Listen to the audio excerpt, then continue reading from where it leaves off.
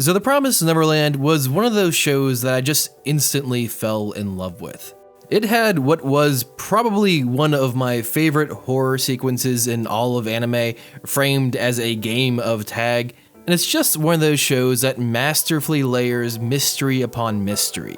Season 2 of the show is no different. I think my one mild complaint is that they've begun to ditch the horror genre for more of a focus on mystery, which totally makes sense from a story standpoint, but I just love horror anime and they were so good at it too. Either way, after the start of Season 2, the answers that came from the previous season's mysteries have really begun to compound into even larger mysteries that Emma, Ray, and, oh yeah, that the children are going to have to solve. And one of the biggest mysteries of the show is a character that goes by the name of William Minerva. William Minerva is, or at least seems to be, the author of a large portion of the books that were inside the farm where the children were raised. Books which the children come to realize actually contain hidden messages telling them to escape and make their way to a safe house, while also passing on critical information such as how to survive the outside world, how to find the bunker, and suggesting some creative ways to escape the farm. So clearly, William Minerva is the savior of the children, a good Samaritan who is doing his best to get the children out of the farm where they'll be slaughtered and fed to demons and into a sanctuary of his own. Hey, wait a minute. Hey, I've seen this one. This is a classic. So at the very least, can we all agree that this whole situation is a bit suspicious? The rest of this video is just a theory, but I have some pretty strong evidence to show that William Minerva isn't exactly doing this for the sake of the children. So let's break down some of the pretty simple early red flags. First off, let's start with the books he supposedly wrote. Early on in the show, it's pretty clear that all the books in their library have been handpicked by the demons, leading me to believe that the chances of a book all about adventure and escaping would probably be a book that they would not actively want in a library in their farms. Oh, by the way, the book is disguised as an adventure book. They really only mention it like twice, so that fact can be easily overlooked. So why the hell would a book promoting adventuring and escaping make it into the library?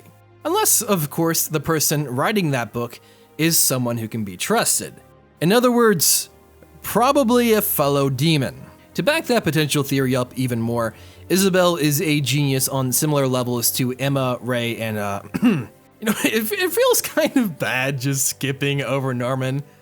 But anyway, back to my point. Yeah, it's a simple Morse code cipher, something Isabel could crack in her sleep. So how does this get so easily overlooked? It almost feels like bait. Either way, it's clear that Isabel easily overlooked this book for 3 potential reasons. First off is that she was told specifically not to mess with it by her higher-ups. Another possibility is that the book could have been there way before her time at the farm, so she never really had the time to pay much attention to it. Or thirdly, and most likely, even she knows that the book is by a trusted source. My point is that this book is most likely written by a demon, or if it were a human that worked for demons and the demons trusted a lot. Another part of the puzzle that's often overlooked is the pen.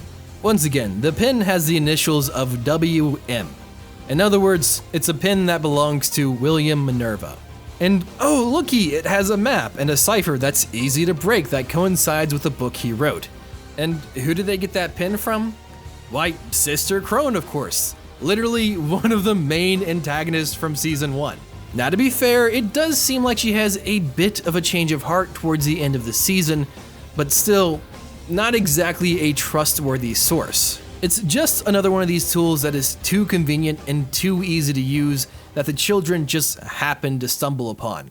Because, in my opinion, it's not just happenstance or coincidence, it's actually all staged. So moving on to my next point. We've established a few reasons as to why we should probably doubt William Minerva's motives. So let's move on and talk about some of the inconsistencies with the story. First and foremost being the bunker. You see, the bunker was a pretty big turning point for me when I was first thinking of this theory. I knew there were roughly 3 possibilities on how the bunker scene would turn out. First is that there is no bunker, which honestly is the best case scenario, and I'll explain why in a bit. The second is that it was a trap that was set up by the demons who run the farm, which is honestly kind of what I was expecting the most, but that didn't happen. What ends up happening is the third option. The bunker is there, but it is not a trap.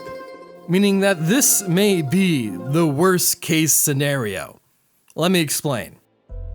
We're gonna go ahead and circle back to that book. Let's say you're a demon and a human is working for you writing the books for the children, and one day he just kind of ups and disappears. Like for instance, you would probably need to do if you wanted to build a secret bunker. You know, since secret bunkers aren't something you can just casually have your friendly neighborhood demon contractor build for you. That heavily trusted human is probably no longer a trusted individual, meaning you definitely pull those books and all of his items.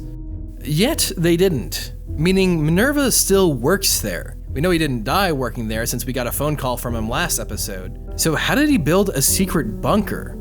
Well, there is a way around that. For instance, you could slowly build it up over short breaks so as to not cause any suspicion for being gone for too long of a time. The only problem is that building a facility like that would take an extremely long time to do covertly. Almost definitely longer than a human lifespan, leading me to believe that, once again, William Minerva is a demon. Even Sanju brings up that the books that they have are quite dated, and considering Sanju is a demon who's lived for hundreds of years, that should be quite the red flag. Here is something that's kind of interesting though. This does confirm that William Minerva is, at the very least, not working for the farm. For if he was, the bunker would have been a trap and the kids would have been caught already. However, this poses probably the most important question so far. What is William Minerva's true motive?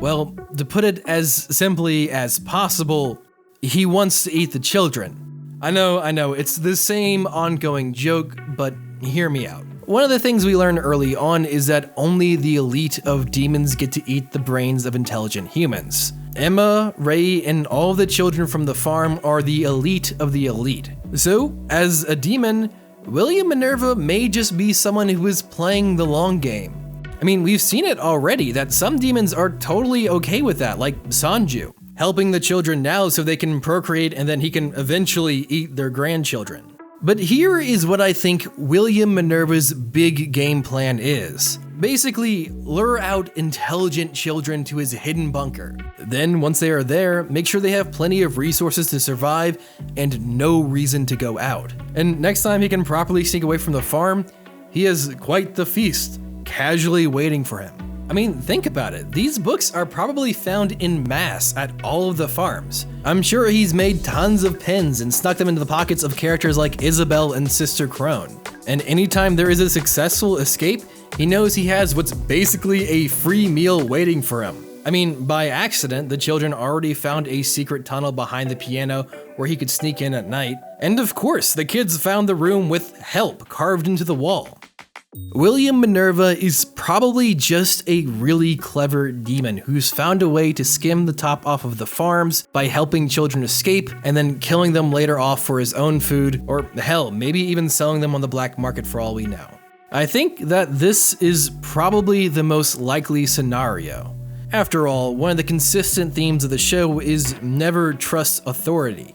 This is just another authority figure coming in with promises of fixing everything with no intent of doing so. Unless, of course, your definition of fixing everything is dying.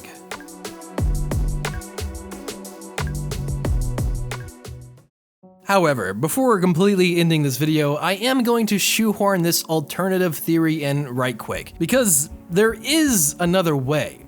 It's unlikely, but it could be that William Minerva is not a name, but actually a title. A title that is inherited by whoever is leading a resistance movement against the demons.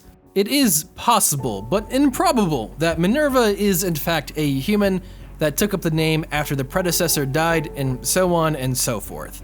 That would be the only way to explain the phone call at the end of episode 3, other than him being a demon. This is basically like the glass being half full theory. Now that seems pretty optimistic for a show as dark as this. I don't think that this is what's really going to happen, but hey man, it is possible that William Minerva is a good guy. But most likely, he is still just another demon who plans to kill everyone. So, yeah, this video was recorded during episode 3, not thinking that episode 4 would actively go out of its way to completely disprove my theory. But you do have to admit this was a pretty good thought experiment. I guess technically my second theory is definitely possible, but hey, you know, I'm called Manime Matt for a reason and not Manga Matt. Anyway, back to the video. You know, I have to admit, I just love making theory videos sometimes. Like, I was trying to figure out who William Minerva is just by myself all this time, and I was like, oh, I had so many different ideas, and I think this is the most solid theory I have so far. I do keep in mind it is a theory. I know manga readers are gonna be like, well, actually, William Minerva is XYZ, and you know, I'm anime only, okay? And this is episode 3 so far, so maybe we get some more information in episode 4. We'll see. Either way, make sure you guys check out my Discord. It is live. We just hang out, do game nights if you guys want to come hang out. Please make sure you guys share, like, comment, and subscribe. This is Manime Matt. Make sure you guys say, man, go watch that goddamn anime.